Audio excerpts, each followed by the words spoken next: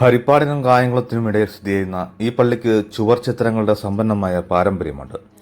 ക്രൈസ്തവ കലാപാരമ്പര്യത്തിന്റെ ഭാഗമായ ഈ ചുവർ ചിത്രങ്ങൾ നവോത്ഥാനത്തിനു മുമ്പുള്ള കാലഘട്ടത്തിലേതാണ്.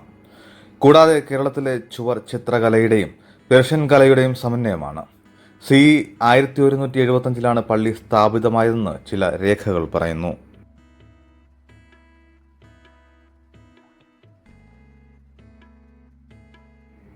ഡയംബർ സുന്നഹദോസുമായി ബന്ധപ്പെട്ട് മെനേസസ് മെത്രോപോലിത്ത ഈ പള്ളിയെ സന്ദർശിച്ചതായി ജൊർണോഡ രേഖപ്പെടുത്തുന്നു.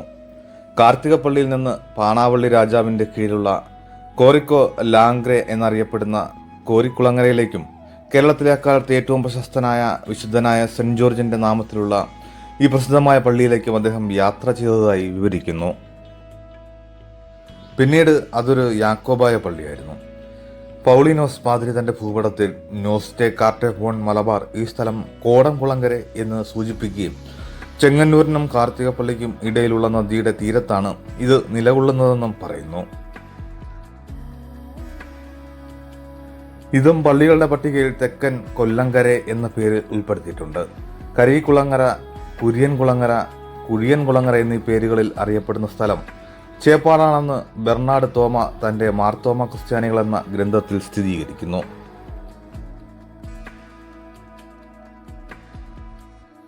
ചേപ്പാട് പള്ളിയിലെ ചുമർ ചിത്രങ്ങൾക്ക് 600 വർഷം പഴക്കമുണ്ടെന്ന് പറയപ്പെടുന്നു.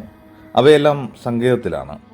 പ്രകൃതിയിൽ നിന്ന് വരച്ച നിറങ്ങളാൽ വരച്ച പഴയതും പുതിയതുമായ നിയമങ്ങളുടെ സംഭവങ്ങൾ 47 നിരകളിലായി വ്യാപിച്ചു കിടക്കുന്നു. ക്രിസ്തുവിന്റെ ജനനം, ക്രിസ്തുവിനാൽ ലാസറിന്റെ ഉയർത്തെഴുന്നേൽപ്പ്, യൂദാസിന്റെ ചുംബനം, അന്ത്യത്താഴം, കുരിശിലേറ്റൽ, മാലാഖമാർ, ക്രിസ്തുവിന്റെ ശരീരം താഴെയിറക്കുന്നത്, ക്രിസ്തുവിന്റെ ജീവിതത്തിന്റെ മറ്റു നിമിഷങ്ങൾ എന്നിവ ചുവർ ചിത്രങ്ങളിൽ ചിത്രീകരിച്ചിരിക്കുന്നു.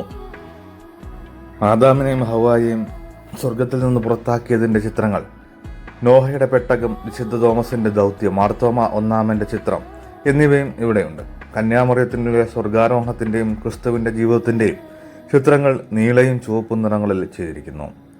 നീല നിറത്തിന് ഉപയോഗിച്ച ലാപ്പിസ് ലാസുരി ഡമാസ്കസിൽ നിന്ന് വൈദികർ ഇവിടെ കൊണ്ടുവന്നതാകാം.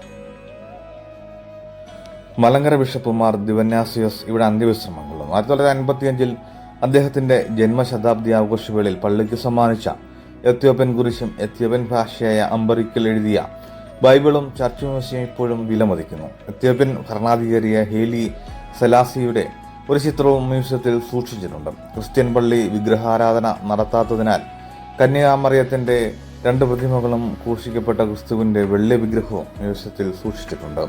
പള്ളിയിലുള്ള മാർ ദിവന്യാസിന്റെ ഒരു കട്ടിൽ, നെട്ടൂർ പെട്ടി, അദ്ദേഹത്തിന്റെ സ്വകാര്യ വസ്തുക്കൾ എന്നിവയും മ്യൂസിയത്തിലുണ്ട്. മാർത്തോമ ഒന്നാമന്റെ ചിത്രവും അതേ നിറങ്ങൾ ഉപയോഗിച്ചാണ് ചിത്രീകരിച്ചിരിക്കുന്നത്. അങ്കമാലിയിലെ സെന്റ് ജോർജ് പള്ളി, അകപ്പറമ്പ് സാബോർ ചാഫ്രത്ത് church, Cheppad saint George church എന്നിവിടങ്ങളിൽ സമാനമായ ഭാവങ്ങളും സവിശേഷതകളും ഉള്ള അതേ ശൈലിയിൽ ഈ ഛായാചിത്രം പകർത്തിയതോ വരച്ചതോ ആയിരിക്കാം. ഒരു പ്രത്യേക കാലഘട്ടത്തിലെ സഞ്ചാരികൾ മാർത്തോമ ഒന്നാമന്റെ മറ്റു ചിത്രങ്ങളിൽ നിന്ന് വ്യത്യസ്തമാണ്. മാർത്തോമ ഒന്നാമന്റെ ഛായാചിത്രത്തിന്റെ സാന്നിധ്യം ചുവർ ചിത്രങ്ങൾക്ക് 350 വർഷത്തിലധികം പഴക്കമില്ലെന്ന് കാണിക്കുന്നു. 1653 ഊനംകുരിശ് സത്യത്തിന് ശേഷം അദ്ദേഹം അഭിഷിക്തനായി.